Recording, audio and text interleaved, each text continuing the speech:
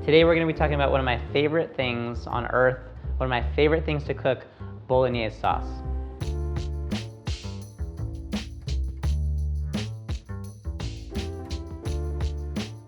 Before I ever went to culinary school, before I ever went to Italy, I was reading a story about the importance of Bolognese sauce in Italy, how it's cooked for so long, how it's revered, and I got inspired. So I took the train, I went to Arthur Avenue, I went to an Italian restaurant, I ordered Bolognese, and I felt like there was a gap between what I'd been reading about in Italy and what I was served at like an average Italian-American restaurant. Bolognese sauce is not tomato sauce with a little bit of ground meat mixed into it. It's something completely different than that. Every Bolognese sauce is gonna have some mixture of ground meats. Today I selected ground beef, ground veal, and ground pork. I think that's very traditional, but I've seen versions that have ground turkey in it. I've seen where you take mortadella and you put it through the meat grinder and you add that to your Bolognese. There's a little bit of choice when it comes to the type of meats that you're gonna use, but the thing that everyone agrees upon is that there's gonna be some mixture of different ground meat in your sauce. The next component that's pretty much essential is some sort of wine. I've chosen to use red wine today. I think that's pretty traditional, pretty classic. I have seen versions that use white wine. Again, it's sort of personal preference. I'll use a big, full-bodied red wine. I think that brings out the savoriness of the tomatoes and the meat. The next ingredient that's pretty much essential are tomatoes. I like using whole, peeled, canned tomatoes. I won't use all the juice that's in the can. I'll take those tomatoes and I'll crush them up and I'll add them to the sauce. I'm going to mention vegetables for a moment here. Some people will use mirepoix, which is traditionally carrot, onion, and celery diced really fine, and I'll throw those vegetables in with their meat. I think of that as more of a personal preference. I don't think it's an essential component of a Bolognese. That being said, I will mince a little bit of garlic and throw that in. Again, that's sort of personal preference. It's not traditional. Another component that I think often gets overlooked is chicken stock or veal stock added with the meat and the tomatoes. Cooked down, gives the sauce body and a mouthfeel that is unique. In terms of adding the liquids, I like to add the milk at the end. It's not just personal preference, but I think that the acidity of the wine, if it mixes with the milk too soon, it can cause the milk to break or curdle. The reason why I love my particular Bolognese sauce are the little details, things that I add that I don't think anyone else necessarily adds. I go to my local sort of Italian-American grocery store. At the meat slicer, when they get to the end of the prosciutto, they can't sell it anymore. They can't make slices from it. I'll take a piece of this prosciutto stump and I'll put it inside cheesecloth. The other ingredients that I add along with the prosciutto stump inside the cheesecloth are Parmesan rinds, which are wonderful. You should save these, some fresh thyme sprigs, and some bay leaves. Those ingredients simmered in with the Bolognese for a few hours really make a huge difference. All right, that's it. You make just a little package of these ingredients. It's gonna simmer in the sauce for hours, and then before you serve it, you remove it and you throw this away, or you open it up and you can like nibble on the prosciutto. It's nice. I'm just gonna mince a couple of cloves of garlic and I'm gonna crush the tomatoes. I really just want the meat of the tomatoes in there with the ground meat. We don't need that extra tomato liquid. When you crush these, it's gonna release more liquid anyway, so that's really all you need. When I make Bolognese at home, I typically don't work off a recipe. I just sort of go by feel and muscle memory, but we are gonna publish a recipe for the folks at home out there. We've done our little prep projects. We have everything we need. Now it's time to go. I put the heat underneath this pot. I want it to get as hot as possible. I'm gonna add just a light coating of a neutral high heat oil like canola oil or grapeseed oil. The moment that oil just begins little wisps of smoke, I'm gonna start to add my meat in batches, sear it, remove it, and keep going until all the meat is nicely cooked, caramelized, a little bit browned on the edges. I'm just using the wooden spoon to break it into smaller pieces. If you allow it to cook undisturbed for too long, you're gonna make like a burger patty instead of little pieces of ground meat. If it's not cooked all the way through, it's fine because you're gonna add it back in and cook it for hours. You're just seeing if you can get a little bit of a sear on it at first, remove it, cook it in batches, like I said, so you don't overcrowd the pan, and then it all goes back in a pot and continues cooking for a long time. All the meat is seared. I'm gonna add my garlic and let it sort of release its flavor in with the pork. I'm gonna add back the beef and the veal, let that go for a minute. It's important to scrape the bottom of the pot with a wooden spoon, and those caramelized bits from the bottom of the pot are gonna reincorporate in the sauce. They're gonna add a lot of flavor. And then we're gonna do wine, tomatoes. I added chicken stock just now. Veal stock is more traditional, but it's harder to find. If you're not making homemade veal stock, it's easy to just buy chicken stock, and that's what I did today. Nothing wrong with that. There's a lot of liquid now in this pot. The meat is definitely swimming in a good amount of wine and stock and tomato juice. Perfect time to add your bouquet garni. Make sure it's 100% submerged underneath that liquid.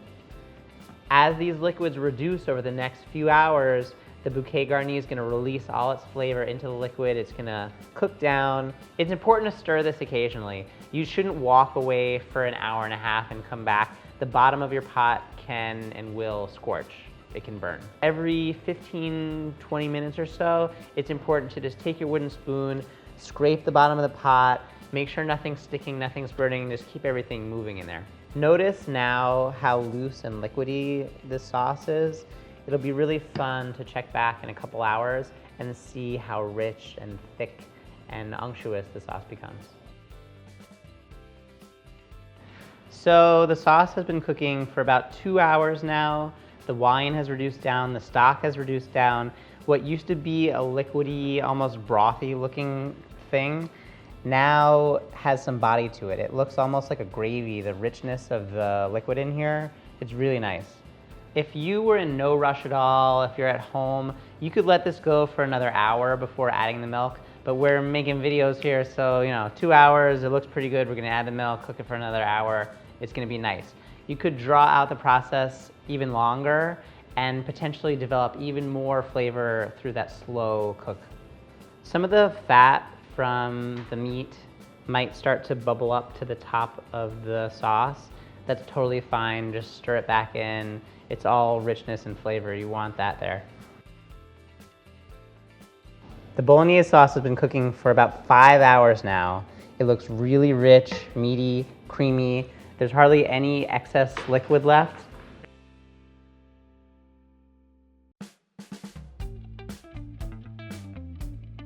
So we've made our Bolognese sauce, I'm very happy with it.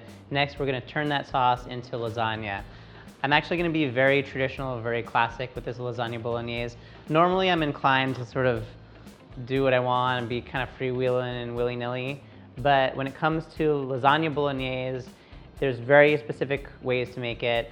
Fresh green sheets of pasta dough, like handmade pasta dough, the bolognese sauce, some bechamel, and some hard grated cheese on top. There's some other episodes you can reference here because we made bechamel previously and we made pasta dough previously. So if you're interested in going in depth in those ideas, check out those other episodes. I'm gonna cook my pasta and I'm gonna transfer it to like a water bath. I almost never, ever, ever, ever want to run my fresh cooked pasta under cold water because it takes away the starch. It's just something that's not done. But when you're building a lasagna, it's actually really helpful. Your hot noodle, drop it in the water, and then you can take it out and lay it on a rimmed baking sheet. And it's a nice way to store your noodles so they don't rip or tear or stick to each other before you build your lasagna.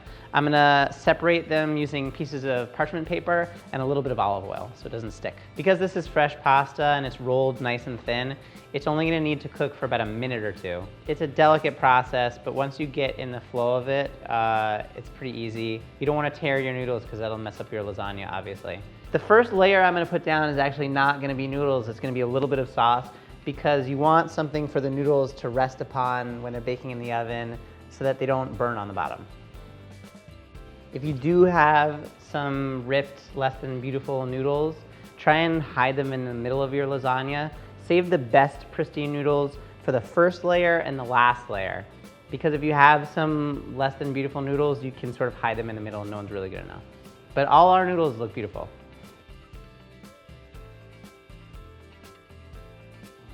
All right, so that's a typical meat layer. The bechamel that I'm gonna put on top of the bolognese sauce is not gonna be full coverage. It's gonna be sort of Jackson Pollock little swooshes, because when it gets baked in the oven, the bechamel sauce is gonna sort of melt a little bit and intermingle with the meat sauce. If your noodles are a little bit too big for your pan, you can always sort of fold them over on themselves. There's nothing wrong with that. Also, if they slide up the top, that's also fine. Sometimes you get those little crispy burnt edges at the corners of the lasagna. Those are the best parts, so. The final layer, I just did noodles, the bechamel, and the cheese on top. The oven's at 425. I'm gonna put it in probably for about 20-ish minutes. We'll know when I pull it out. What I'm looking for is golden brown on the top, a little bit crispy, bubbly, and I'm gonna look for the sauce kind of bubbling up from the sides of the lasagna, and that's when I'll know it's hot throughout and it's ready to eat. All right, this is it. Lasagna Bolognese, traditional, classic, no messing around. Fresh, homemade spinach noodles, the Bolognese sauce, bechamel sauce, a little bit of like finely grated Parmesan, and then that's it, 3 layers of that. If I was serving this at a dinner party, I'd let it sit for 10 or 15 minutes, just so it firms up a little bit. It'll be easier to slice, easier to serve. But we're hungry right now, and no one's looking except for these cameras, so let's just dig in. Sounds great. If you're nervous about getting that first piece out of the pan, I don't really have any chef advice. I think the best thing is that like Julia Child's approach, where you just pretend to be confident and hopefully it works. Great. Are you like rooting for a corner piece or a middle piece right now? Do you prefer one versus the other? I guess I'm a corner guy. I think this crispy corner here is a real prize. Okay. Do you notice a difference with the type of noodles you use? I prefer to make lasagna with fresh noodles. I think there's something subtle there with the texture of the bite of pasta. It's really enjoyable. But you know what, actually, I'm not gonna sugarcoat it. I think lasagna with fresh noodles is much better than lasagna with dry noodles. Great. That's the truth. I agree. It is a little bit looser than if we had given it like 10 or 15 minutes to chill out and cool down. We lost a touch of filling there, but I think we'll be happy eating this anyway. I will be. It's great. I love the crispy edges. top. Yeah. There's a little bit of nutmeg grated into the bechamel sauce, and it's subtle, but I think the way that the nutmeg and the meat sauce and the bolognese sort of play off each other is really nice. I'm really happy with the way this turned out. A lot of lessons that we talked about from previous episodes came back into play with this lasagna. We were working with fresh pasta, which we covered before. We made bechamel sauce, one of the mother sauces, which we talked about previously. Sort of building on things that we've learned to create a more complex dish is a lot of fun. If you enjoyed this video, click like, click subscribe, and we'll see you next time.